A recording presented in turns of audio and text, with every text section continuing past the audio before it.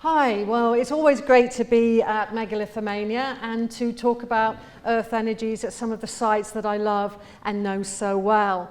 I mean, Rollright is a wonderful site, and like Hugh said, we'll be visiting there on Monday. But the amazing thing about Rollright is, unlike Avebury and Stonehenge, it still retains its circular shape. So when a stone circle retains its circular shape, it behaves like a stone circle proper. Whereas when we have a look at Avebury, for example, we can see that the stone circles there are ruinous. And even when we look at Stonehenge, for example, that stone circle is ruinous as well. So the ancients, energetically speaking, were building up energy on various different levels. Rollright has been thoroughly looked at by Paul Devereux of the Dragon Project, and Paul Devereux is speaking at the conference today. So I'm not going to be touching on the Dragon Project. I'm going to be showing you my own research into the energies of Rollright. When we come to one of the most complete stone circles in the British Isles, we come to Swinside in Cumbria. It's really intact, and it's so intact most of the stones they've not been re-erected and set in concrete like at Avebury and Stonehenge. And Swinside has a special energy because of its circular shape. In fact, when I went there last year leading a tour, at particular points, and we may feel this tomorrow at Rollright for those that are going, when you walk into a stone circle in the correct manner through the avenue, you can often feel heat coming off the stones. So hopefully on Monday we'll actually feel that. The Rollright complex consists of a stone circle that you can see. This is an antiquarian drawing by William Stukeley, and it has 3 stones towards the bottom, which are the Whispering Knights, and a standing stone called the Kingstone. It's made of oolite limestone stone, so it's kind of a bit more softer than, say, the sarsens of the larger stone circles like Avebury. We're going to be looking at, in this presentation, who laid out the ley line system, which I'll show you. That was probably the long-headed civilization which I discovered around Stonehenge.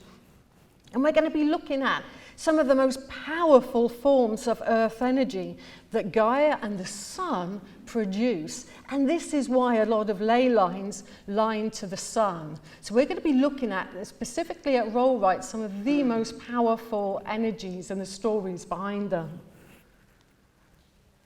This is an old photograph of Rollright when it was literally surrounded by a Victorian metal fence. Thankfully, the fence has been taken down, but it still surrounds this type of fencing, the Whispering Knights and the Kingstone.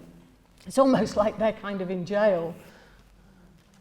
And this is a lovely drone shot of Rollright showing its really complete state with some crop circles in the background. But it's a perfect circular shape with a diameter of about 103 feet or 121, I think, megalithic yards of Alexander Thom. So we can see its amazing shape here. Now, to most people that visit Rollright, you have a look at the notice boards at sites where you go. And at Rollright, it will say that, you know, it's all associated to some witches, that one witch in particular that turned all of the people of an army and the King Rollo himself into stone.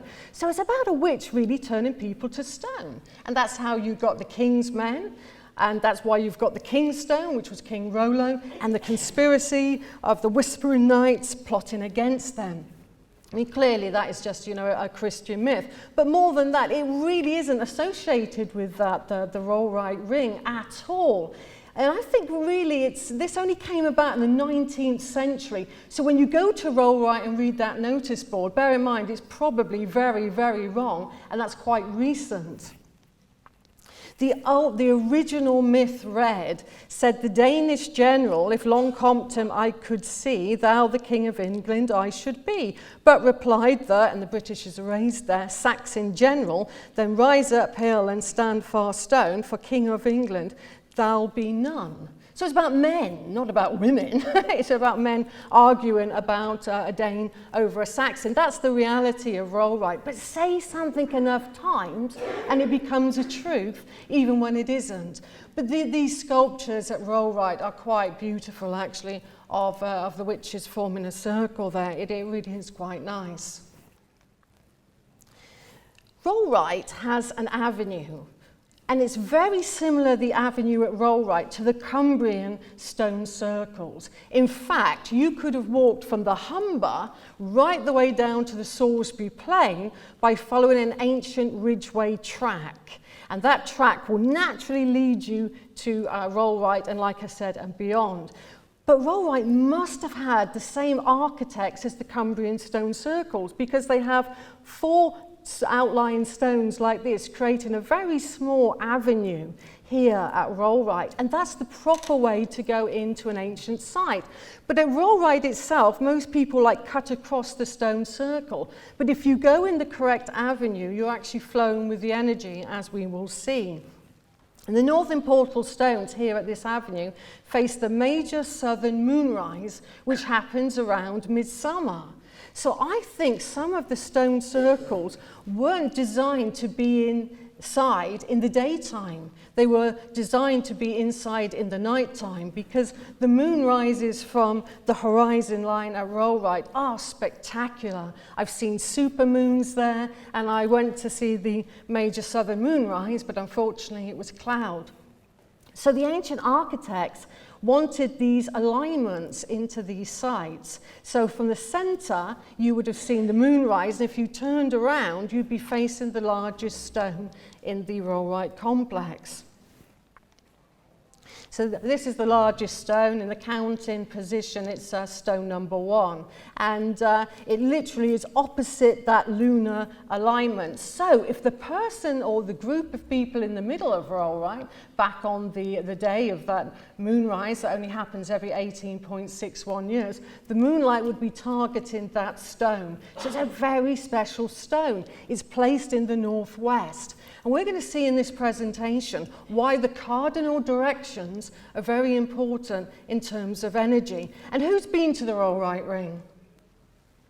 Quite a few of us. And it does feel powerful, doesn't it, as a site. It may not have the height of the giant stones of Stonehenge, but it has equal power. It's a very pokey place. And as we'll see, it's a place where you can manifest things as well, and where things have manifested. This is a shot of coming up to the night time with the sun setting at Rollright, and it really does change its energy from day to night. And that is one of the wonders of the Rollright Ring. Now, when we have a circular shape, and it doesn't matter what that circular shape is, it could be a circle of salt cast by an occultist. It could be a stone circle like the Merry Maidens in the top corner on this slide. And it could be a ring of pebbles in your garden. It could be anything. The power of the circle has been known for centuries because it creates a particular type of energy. And this energy is called form energy, okay? And this is why occultists always would protect themselves in a circle, not just because it separates the sacred ritual from the profane outer areas, but because it creates an energetic wave almost of these concentric circles that we can see here on the presentation. So if you imagine that the shape of a circle generates concentric circles within itself and without itself, that's what the power of the circle does. And when you have standing stones placed on the outside of that generated form energy, it really does make it very powerful. So an occultist, if they want to manifest something, they know that if they walk roughly about 4 paces inside the circle they've cast of salt, or you're at Rollright and you walk about 4 paces in, you'll be on one of those energy bands, on one of those energy concentric stone energy points. So this is what we'll be dowsing at Rollright Ring on Monday. And if you hold a divining rod just in your hand and you do nothing, the rod really does react to this form energy. But a bit like occultists, if there's something that you want or need preferably, whether that's healing or whether that's something in your life, then these very powerful form energies can help you manifest that. And there's been a lot of manifestation by people that have come on group tours with me, and we can even do that on Monday. So take away everything, you know, even the kind of some of the stones, and if you've got near enough a circle, then you have this energy. It's what gives life to a stone circle, and Avebury doesn't have that, and Stonehenge doesn't have that because it's lost its circular shape.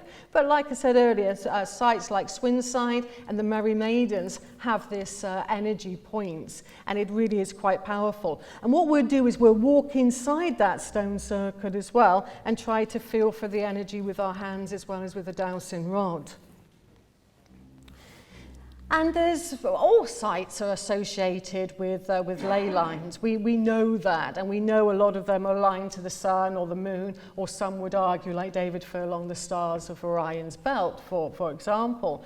And in the 1970s, you had an author called Guy Ragland Phillips, who looked at all of the leys associated with his part of the country in the north of England. And it was Gary Bilcliffe, who I know has spoken at Megalithomania on several times, researched the Bolinas line that Guy Ragland Phillips discovered, and Phillips thought this was like the spine of England. But more than that, he mapped out, roughly speaking, every 12 miles, leys going sort of in one way and then across the other, creating a grid of leys. So it's not just the Bolinas line that is associated with England. There are these numerous lines. So it was very important. That was a real eureka moment in leys, because we thought there was just like one or two.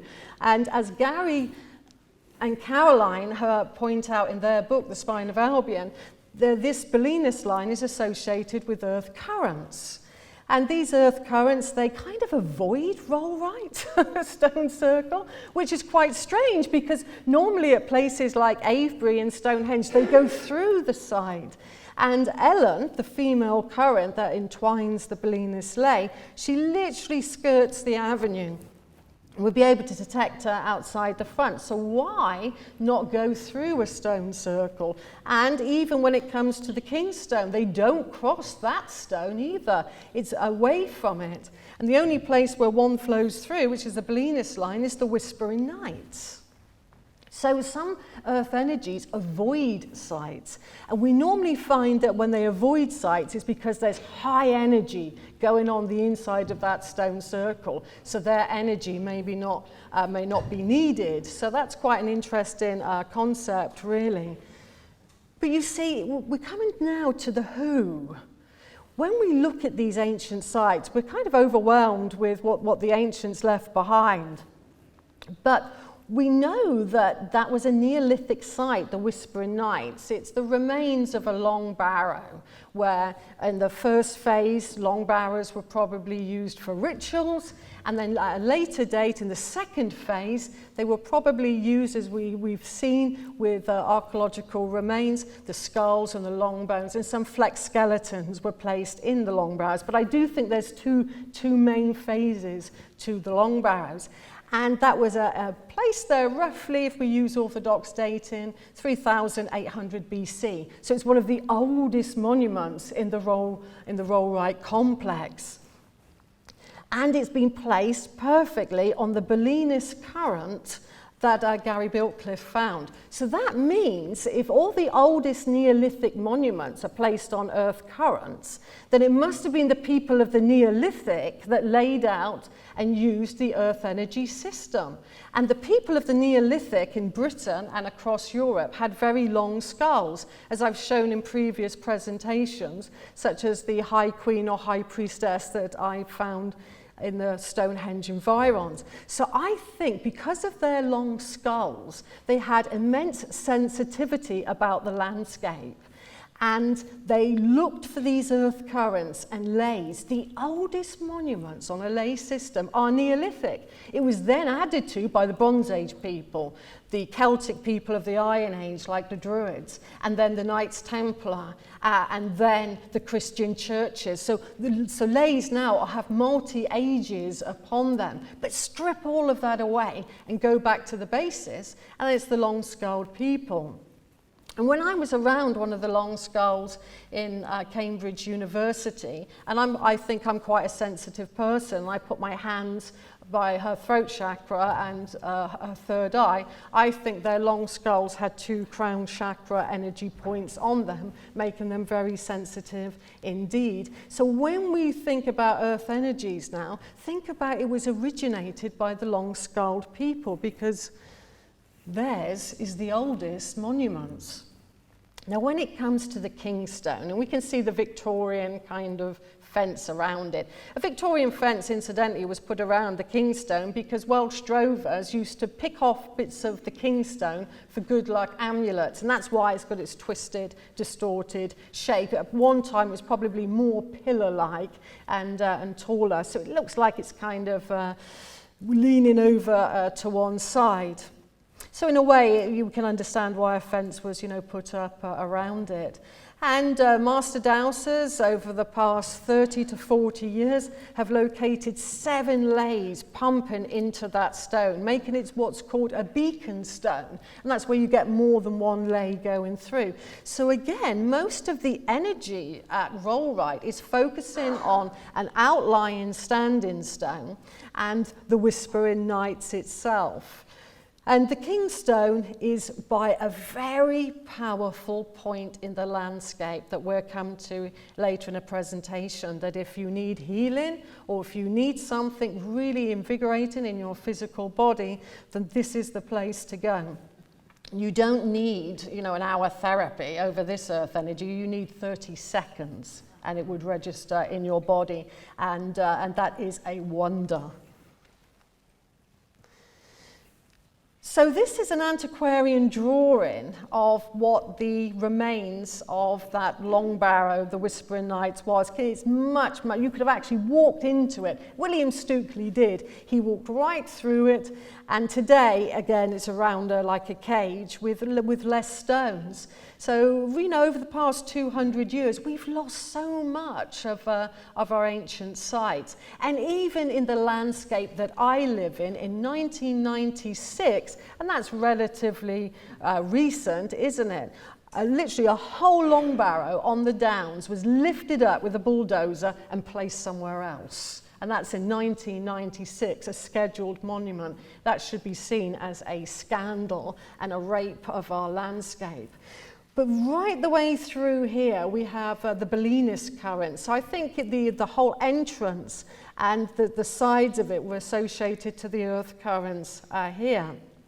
But as Hamish Miller and others point out, don't forget, they're the major arteries. You have different earth currents associated with those main currents anyway. So don't just see it as like Bolinas and Ellen. They're very sort of multi-faceted that way. But even despite it being in this Faraday cage, which kind of blocks out some of the energy. And that's interesting to note, when something is surrounded by metal, it really does change the frequencies. And we find this in ancient Egypt on some monuments as well. I was talking about the Kingstone being a receiver of energy. Now, it really is, because I've mentioned before quite a few times the energy bands you get in stones, so I'm not going to touch upon them. But on tall stones, you get 7, 2 are below the ground. But on smaller stones, you get 3 energy bands that are really intense and very powerful. It's like the energy is concentrated, in these small energy bands. Now, band number 4 on this diagram literally sends an energy beam across the air through to the Kingstone. The Kingstone is receiving all of this energy. It's called crosstalk in a stone circle. And this can be measured. We measured it with Rodney Hale, who was one of the original members of the Dragon Project alongside Paul Devereux. So we know this energy exists, and we roughly know the frequency that it's at. It's about 18 hertz. And if the long-skulled people who started to build the monuments, I think we hear at 20 hertz, I think they could hear all of these energy lines, maybe buzz in as a low buzz, going through it. So it creates this lay triangulation of energy, all focusing towards that one stone, making it literally an energy receiver. I wouldn't recommend it, and you shouldn't do it, but years ago, some of us got a ladder and kind of climbed over into the Kingstone to have a feel of the energy. You know, obviously you don't do this at home, Blue Peter thing. And we went over it to get to that main energy point, and it was absolutely immense. It was sending some of our recording equipment, you know, off the scale. So what were the ancients up to here?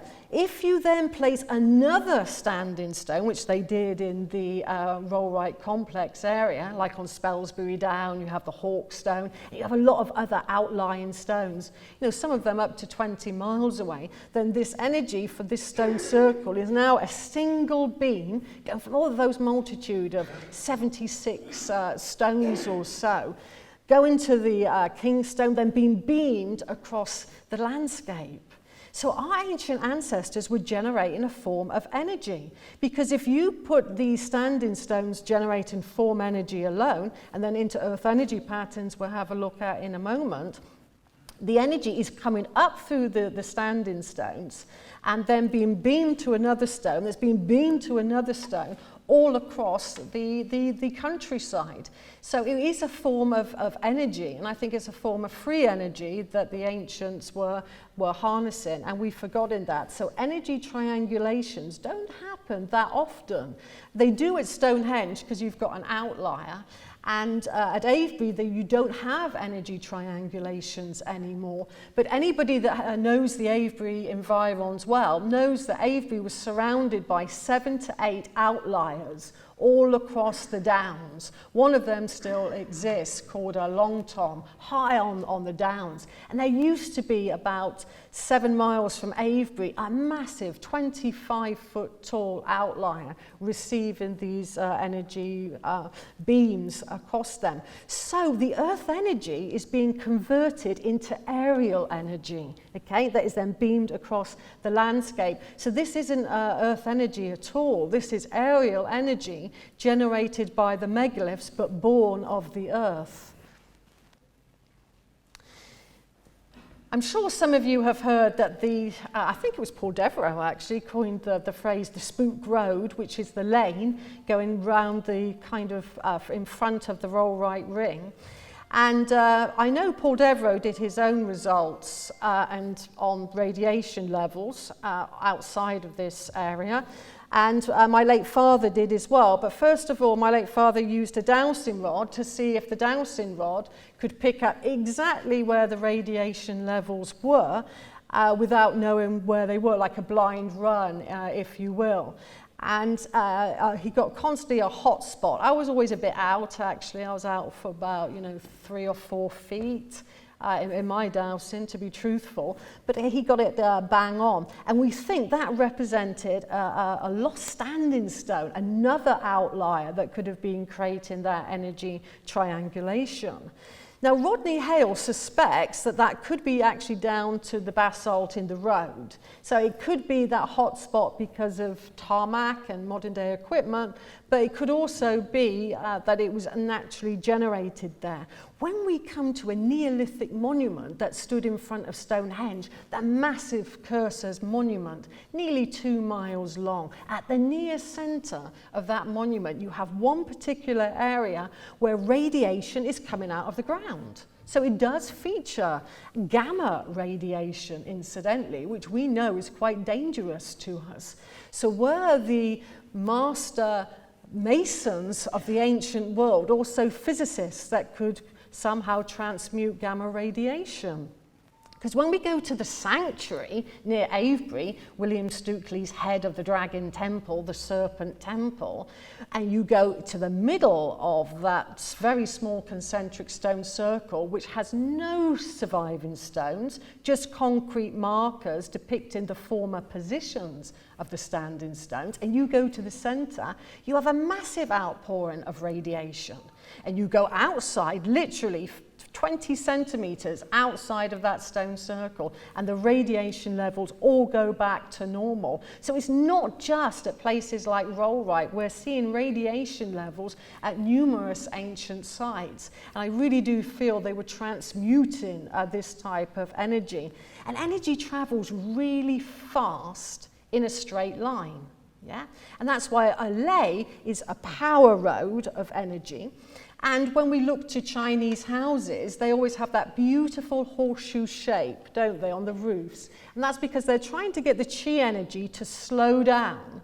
So if you're on a lei at all, you're having a lot of fast energy coming into your house, which is probably classified as geopathic stress. But I had the great privilege a couple of years ago to take out an engineer from CERN. He was working as an engineer there. And he wanted to experience energy on a different level. So he thought, he'd come to the Avebury experience and had a private, one-to-one with me. I found it very interesting that one of their experiments, which had nothing to do with the big circular particle generator, was to generate a particle from CERN in a straight line straight to the Vatican. That was one of their first experiments. And you have to beg the question, why is that? So everything travels really fast in a straight line, like that energy triangulation.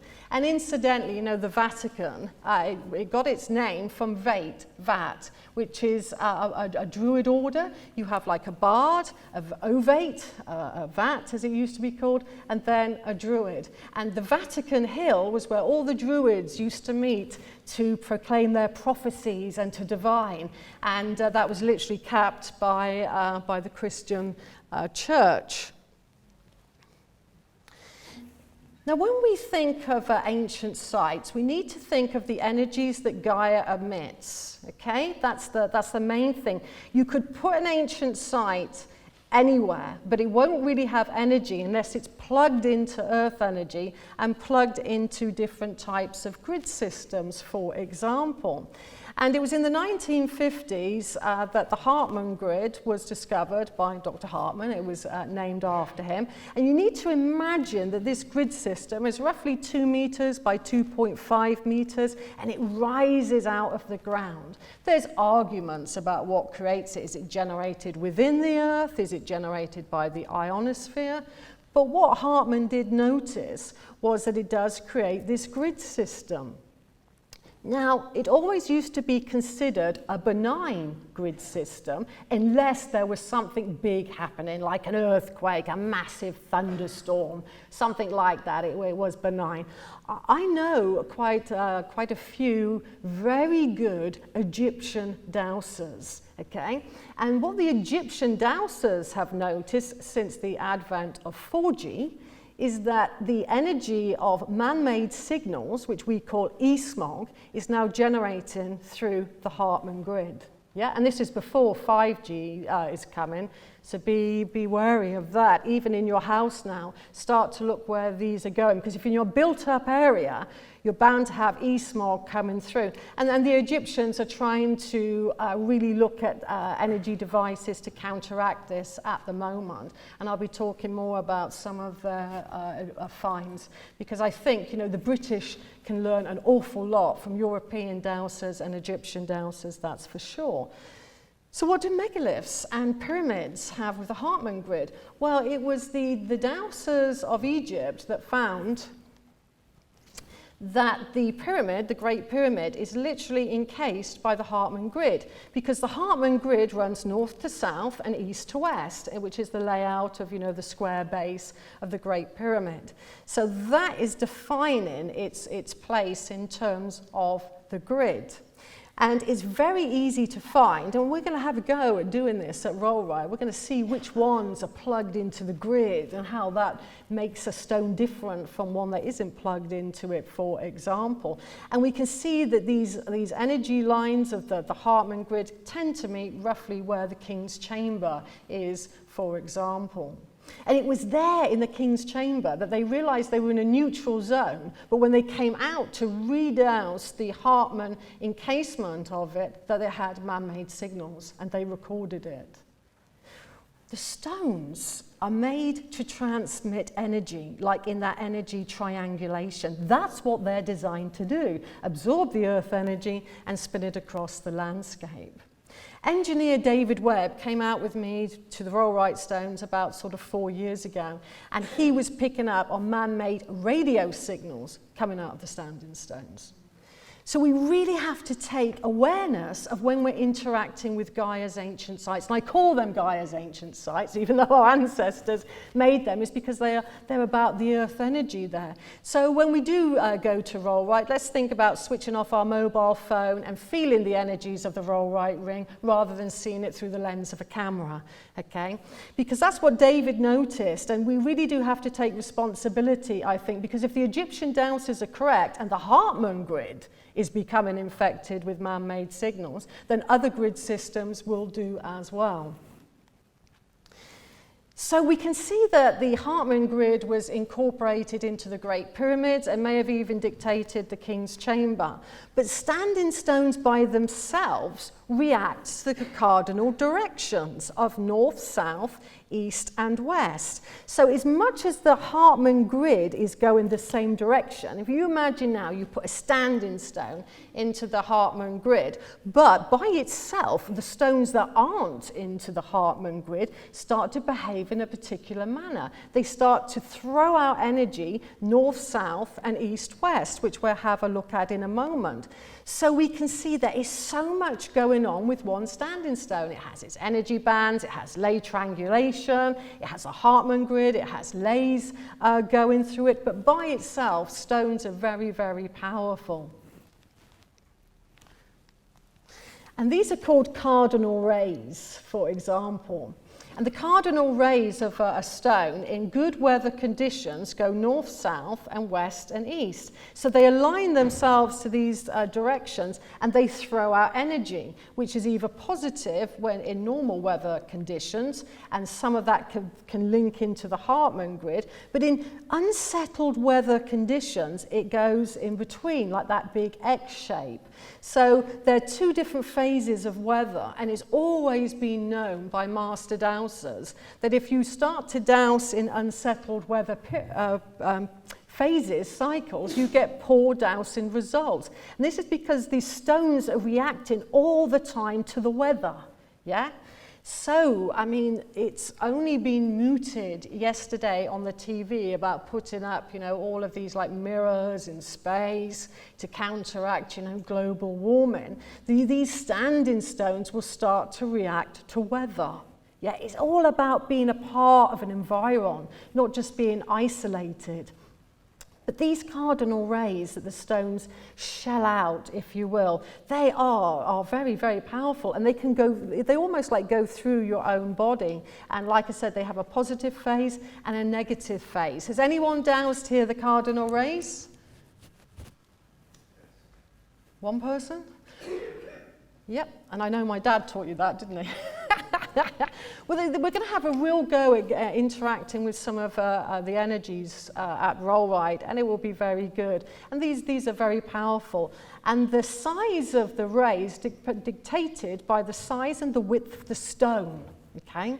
So at Rollright, they tend to be quite broad, but if you go to somewhere like Luxor or Karnak in Egypt and you have like a massive obelisk stone, that cardinal ray now is going miles and miles in its energy field.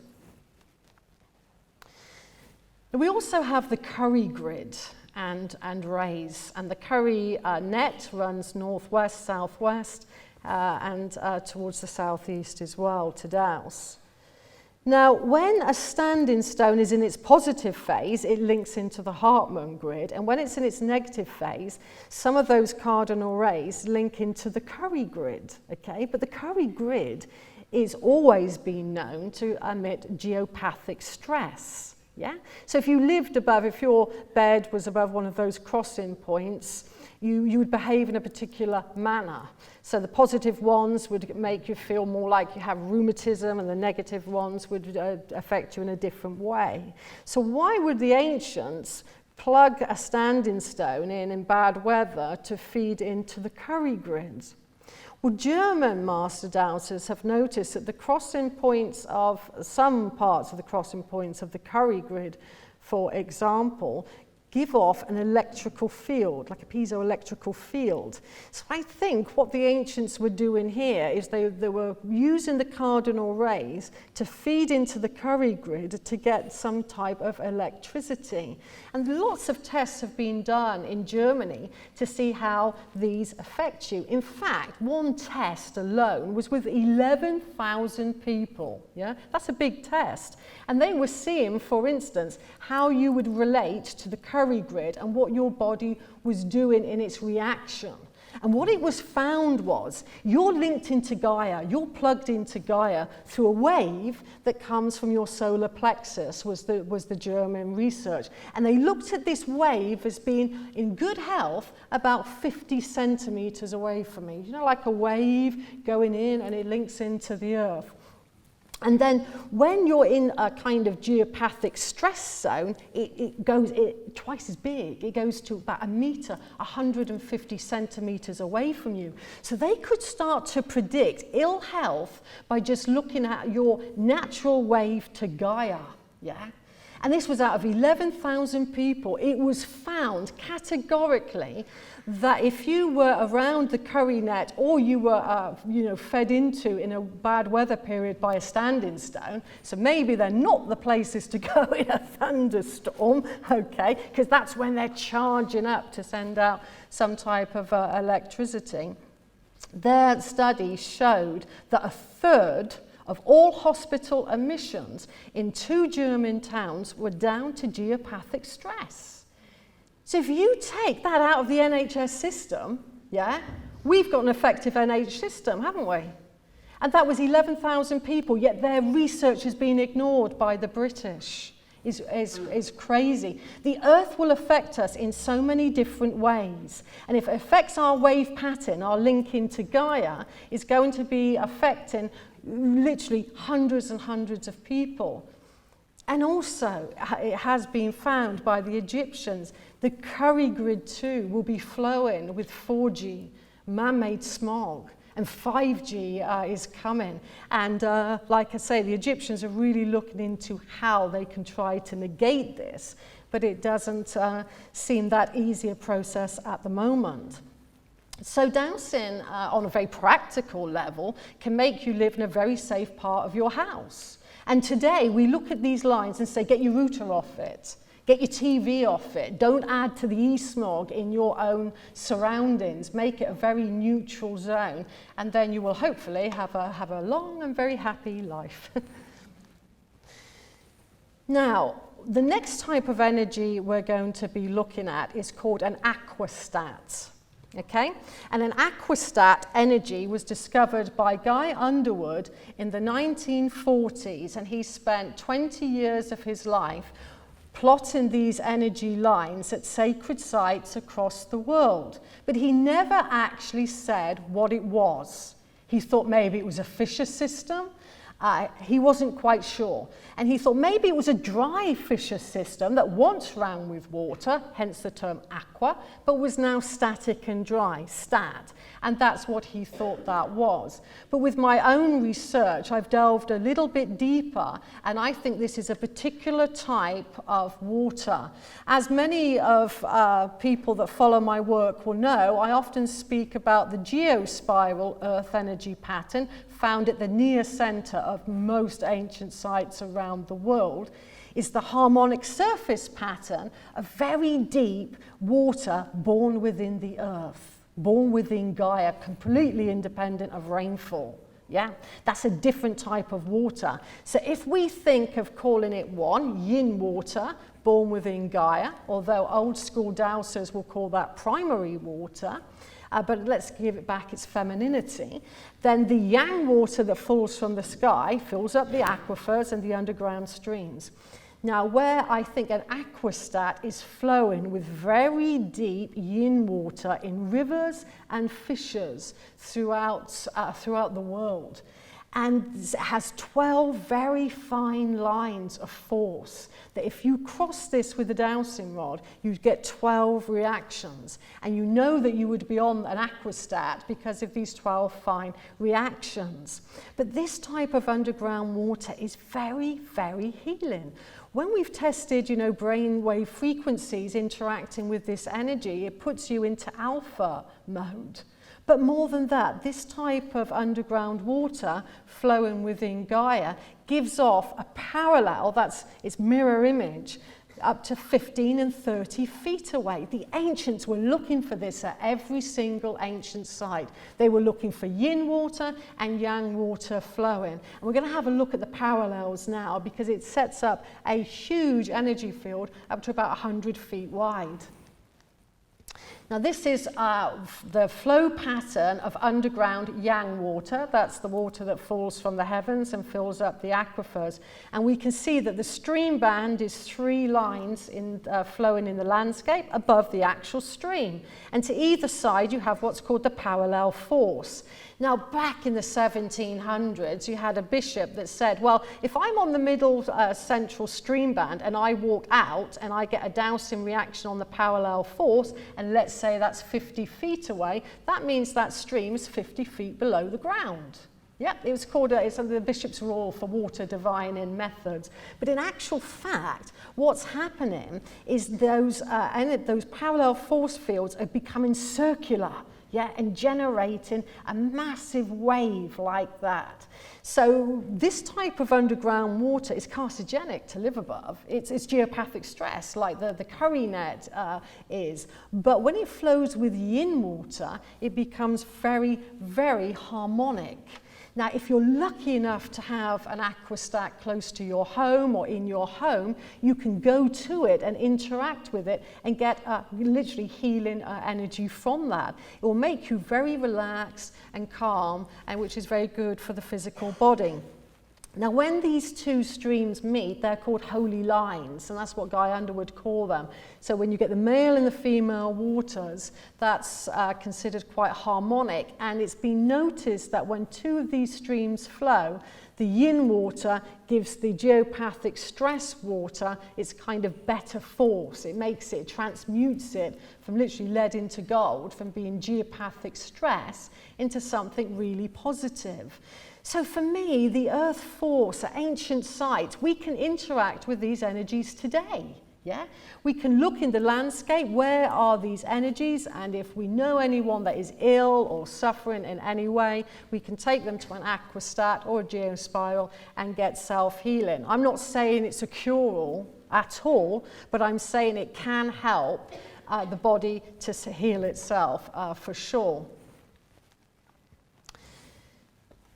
And I also have had very personal experiences. I might look healthy. Well, some of you might not think I look healthy, but I do have an awful lot of physical problems. So when I go down with something, because I can run the risk of having a stroke at any time. I've got thick blood. I've got this. I've got that.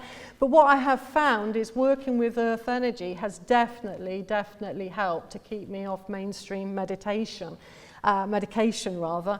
So I think it's very important that we work with the earth force. Now, Tom Graves was an excellent dowser. He wrote a book which was really great called Needles of Stone. And when he was at Rollright, he noticed that one particular stone was like offset compared to the rest of the stones. And I showed you at the beginning of this presentation the form energy that a stone circle can produce, didn't I? Well, imagine that now spinning round and round and round and round and round. And when it hits an offset stone, it goes spinning across the landscape to the next stone. That's the power of a stone circle proper. Walk around Avebury's great stone circle. You'll find what he called, Tom Graves, the exit gate. and you will find that it's spinning off at Avebury there, although not to this degree because it hasn't got its circular shape anymore. So Rollright really does overproduce energy, doesn't it? We've seen so much energy going on there. That's why it doesn't need an earth current like Ellen or Bolinas going through it, because it literally is a powerhouse. And incidentally, this has been dated to the late Neolithic or the early Bronze Age, pick that one as you will. But I actually think it's quite a bit older than that. I think the timeline is wrong for most of our ancient sites in the UK. Certainly at places like Oxford University, they're actually really thinking the timeline could be really wrong. So I think we need to think about them being much, much older and putting a lot of the sites into the long-skulled people's civilization of designing some of these sites and finding the earth energies. It's really interesting, and this is Tom Graves' work again, where if you put a pendulum above a standing stone at Rollright, it will spin normally in one direction, then it will go into like a dwell contemplation, and then it will spin around in the opposite direction. And he noticed that certain stones were twinned, and there was this energy on the top of the stone, but what caused it, he didn't know.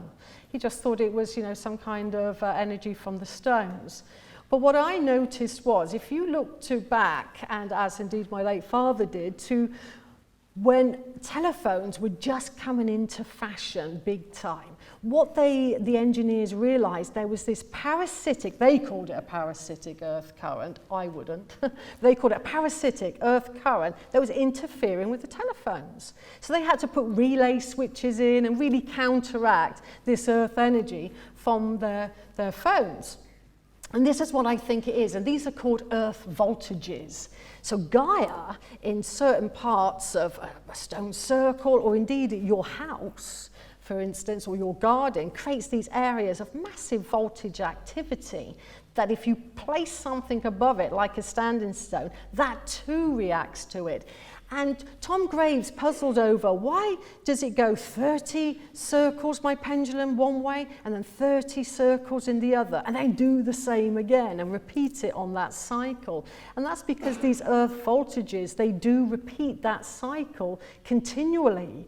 So our ancestors could literally decode the earth. They knew about the voltages, they knew how a stone circle creates energy, they knew about earth currents and lays, and they put all of this into a stone circle to create a powerhouse, and they were looking for aquastats and underground water.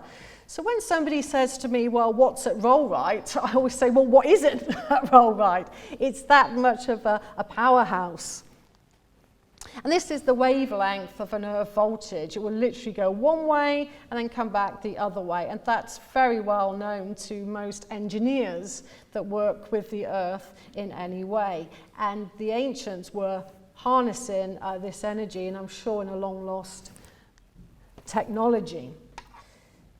So now I want to spend a little time thinking about how the sun influences earth energy. Okay, the esoteric colours of the sun. When we think about the sun and the earth, we think about growth, don't we? Plant life, growing, etc. But Gaia is very linked into the sun, and the earth energies are linked into the sun as well. And two French diviners at the turn of the last century, well, about the 1930s actually, looked very closely into devices of pendulums that they found in ancient Egypt, for example. And they noticed that in the Valley of the Kings, that quite a few of the mummies had this pendulum buried with them. So the French took the pendulums, rightly or wrongly, there was a ransack in Egypt in a way, and they took the pendulums and decided to work with them and to see what would happen. Okay, so they were going on ancient pictures at the Valley of the Kings and elsewhere. And here's one of the energy devices. This is the Karnak Pendulum, which looks like a bullet. And that's the Isis pendulum there. And Egypt has the same energies, remarkably so, well, one energy that Rollright does. So they found these devices in the Valley of the Kings, so they thought, well, let's work with it and see what we can do with them. And I would advise you that if you're going through an Egyptian airport like Luxor, that if you're taking that Karnak pendulum, and incidentally, these unscrew. You must only use these devices, and I've got some with me for those that want to see them. You unscrew them when they're not in use, and you screw them up when they are in use because they're generating frequencies of the Earth and Sun that we'll see in a moment. But I went through with the bullet-looking one, not the one with the bars on them, through Luxor Airport, and they thought I was a terrorist with a bullet. And thank God for the Egyptian guide. He was saying, no, it's a pendulum, it's a pendulum. But they stopped everything. They really did think that was a bullet. Well, that's called, the bullet one's like the Karnak pendulum, and the other is the Isis. There's a male and female system. And when you go to places like Abydos, you see this energy device all over the place, the Isis pendulum. And then when you go to temples like Komombo off the Nile, you see people holding the Karnak energy device. You may not see this too clearly, but from the bottom of the Karnak pendulum flows the life force of the Ankh. Yeah, they're kind of healing around people with these energy devices. So they took the pendulums back to France, to Paris, and decided to do some tests. And Chaumery, he was in the laboratory on his own. He was a fantastic master dowser and very learned scholar as well. And he filled an object up with one particular frequency called the negative green, and he was found a week later mummified in the laboratory. These are it went down in dowsing history, yeah?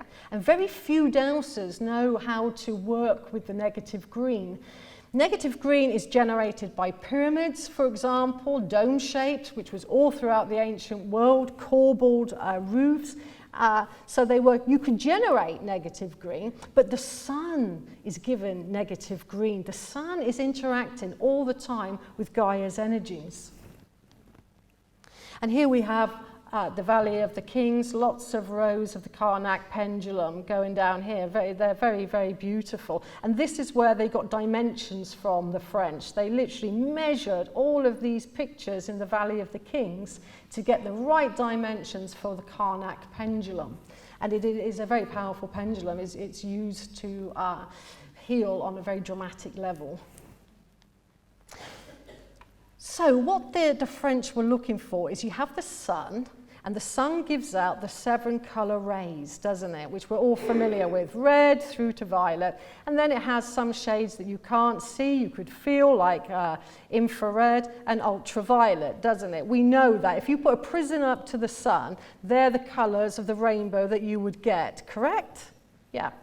But in terms of esoteric dowsing, you have other colours besides that. You have infra-black, infra-white, the negative green at the bottom. Now, when the sun is at the top, and we're imagining the day section is England at the moment, let's say, and you've got Australia in the night spectrum, then when the sun's rays come in through at noon, for example, when the sun is at its zenith, then the ray of green they found comes down. But when that ray of green goes through the night phase, it comes out the other side as negative green. Now imagine that sun ray is coming down and then it finds pockets in the earth coming up like that. That's the force of negative green. So after Chaumery's death, they decided that they would experiment further, but not to fill an object with the negative green. And there was an English dowser, and what he did, I don't advocate testing on animals in any way. I'm a vegetarian and I buy beauty products not tested on animals. But nonetheless, they got a whole load of French edible snails and decided to see if the Egyptian pendulum devices could withdraw the life force. Yep. So they withdrew the life force and then put the life force back in. And sadly, one of the testers' wife developed breast cancer. So what he thought he would do was he would suspend the life force of the tumour. Okay? You don't have to cut anything out, you don't have to do anything, you suspend the life cells. And he did that, and he was very, very successful. So why don't we hear more about Egyptian pendulum dowsing? Yeah? Only a few people are trained in it. Why? What went wrong? We should be now, at the time of dowsing, in a much bigger level, but we went backwards. What happened in the 1960s was information, pendulum, dowsing, as we know it, became very fashionable because it was easy. You hold a pendulum up, we've all done it, haven't we? And you ask it a question, yes, no. Do you know what I mean, don't you? Information, pendulum, dowsing. And that became really very popular because you've got to be trained to use an ISIS pendulum. You've got to be trained to use a Karnak pendulum. So that went underground. In fact, the whole French laboratory started to go underground. It wanted nothing to do with psychic dowsing, as they called it. That's what they phrased it. I would call it information dowsing. And they kept their manuscripts to themselves and were waiting for a person to come along that they could give the manuscripts to. And it just happened to be a couple of Egyptians, which should have been put back into Egypt's hands, and they started to develop more on with the negative green, of working with it in houses and things like that. Although the information on how it could suspend the life force was sadly lost. So now I want you to see the sun having all of these colours, being able to produce this colour that comes up out of the earth, and when you have the sun and the earth in sync with those colours, wow, you have a powerhouse of colour energy and frequency at an ancient site. And again, this is what our ancestors were seeing. They weren't seeing a ley as being a line on a piece of paper, like maybe some of us here do. I know I used to. But they saw it as colour coming out of the ground, interacting with them, with the sun, with the earth, with the life force that you could suspend or not suspend. In my training with the negative green, that has been over quite a few years now, I've only actually ever seen it employed like that once before, and it did save a life of an animal. But it's very difficult to describe it. So when we come back to some energies that we think we're very familiar with, like the Mary and Michael lines of Hamish Miller and Paul Broadhurst fame, we need to see that they have a frequency and a colour that dominates, okay? Now that colour frequency, the Master Dowsers say, I'm going to give the chakra system as an example. We have a red base chakra, don't we? And it goes up to violet. Yep, that's the chakra system. But to a diviner of an Egyptian pendulum, they say no. All of the colours, you cannot separate one colour. If you put a prism up to the light, you can't separate red. So they say all the colours prevail, including the negative green in your chakras, but red dominates. Okay? And so up and so forth with the chakra system. And it was noticed with Paul and Hamish that the colour frequencies of Mary and Michael are, Mary has blue dominant colour frequency and Michael has ultra white colour frequency, for example. So again, we need to kind of think there's much more to earth energy that goes on. Each has a colour and each has a frequency that can bring your colours and frequencies into harmony. And we can see that there's blues and whites depicted here. And when we move on, we can see that very close to the Kingstone is an area where, as the light comes down from the sun, a pocket of negative green comes up, and that creates an area of immense healing. And like I said, when it comes to this colour frequency of earth energy and sun energy, you don't need an hour therapy. 30 seconds or more is all you need to be helped be healed by the negative green energy force.